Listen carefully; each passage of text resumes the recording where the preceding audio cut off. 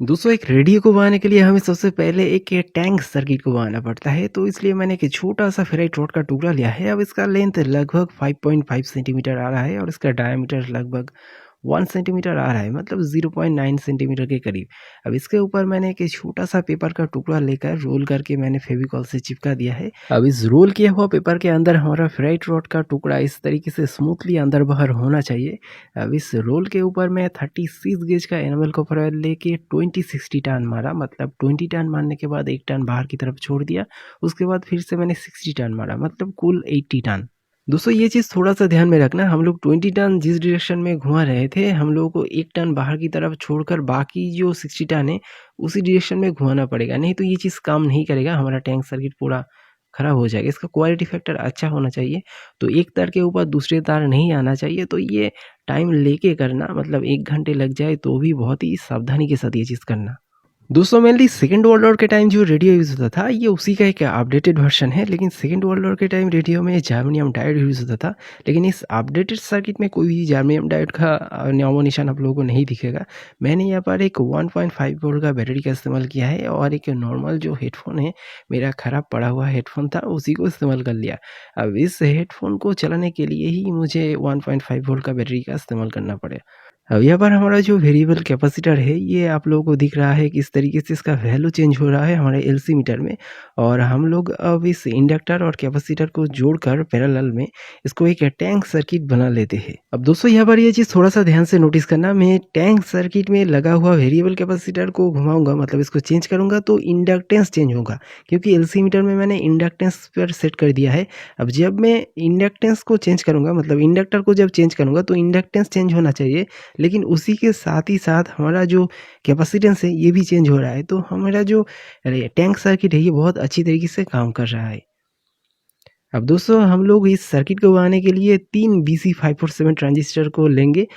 अब यहाँ पर मैंने जो पहला वाला ट्रांजिस्टर को लिया है BC547, इसकी जगह आप लोग BC549 ट्रांजिस्टर का इस्तेमाल करेंगे तो बढ़िया काम करेगा, क्योंकि उस ट्रांजिस्टर में नॉइज़ कम है और ऑडियो एम्पलीफाइंग थोड़ा बेहतर तरीके से काम करता है।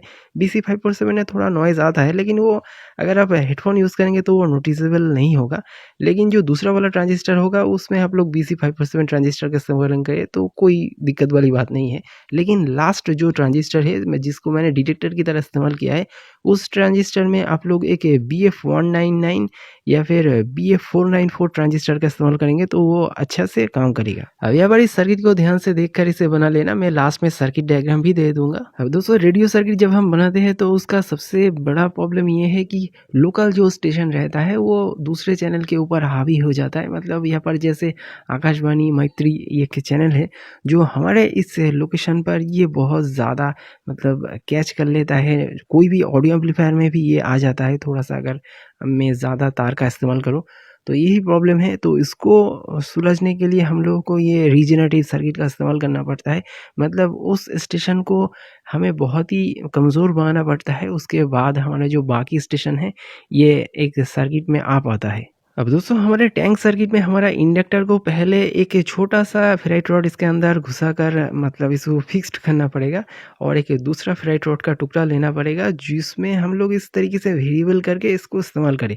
अब जब हमें चैनल ज़्यादा पकड़ना हुआ या फिर मतलब मान लीजिए जो स्टेशन हावी हो रहा है, तो इस इंडक्टर को बाहर की तरफ या फिर अंदर की तरफ करके हम लोग उस स्टेशन को कमज़ोर करके उसके बाद हमारा जो पीएफ है वेरिएबल, उसको घुमाकर बाकी स्टेशन को पकड़ेंगे। अभी तक तो दोस्तों हमारा ये सर्किट बहुत ही अच्छी तरीके से काम कर रहा है, क्योंकि एक रॉ सर्किट है, सिर्फ 3 ट्रांजिस्टर की मदद से बना है, तो कहीं से भी ये एफएम या फिर एएम सिग्नल अगर बहुत ही मजबूत है तो ये इस सर्किट के अंदर आ जाता है। अब दोस्तों जब मैं इस सर्किट को टेस्टिंग करूंगा तो आप लोग खुद ही देखना, बहुत सारे स्टेशन इस सर्किट में आ जाता है, तो एक चैनल दूसरे के ऊपर कभी कभार ओवरलैप भी करता है।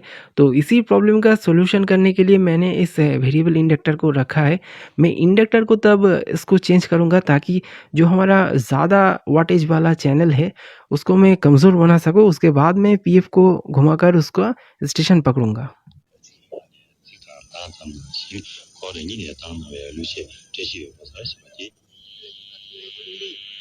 గుడ్లు పెట్టిన వెంటనే ముత్యపు ఆకారంలో తెల్లగా ఉంటాయి. గుడ్లు పగిలేటప్పుడు నల్ల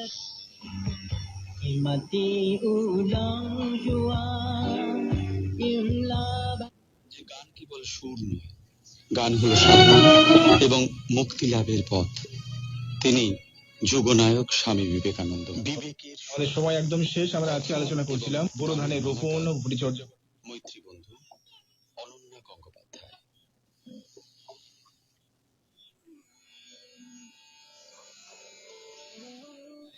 ଅନୁଷ୍ଠିତ ହୋଇଥିଲା। ତାରକରଣୀ ମନ୍ଦିରରେ ପୂଜାର୍ଚ୍ଚନା ପରେ ପାରମ୍ପରିକ ନାଚ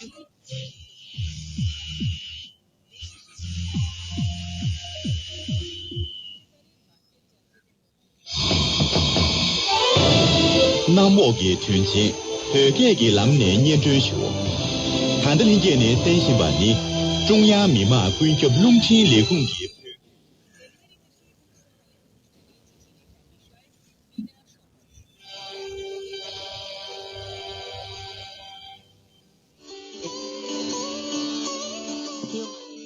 বর্তনের মূল চাবিকাঠি ছিল ধর্ম। তিনি জোর দিয়ে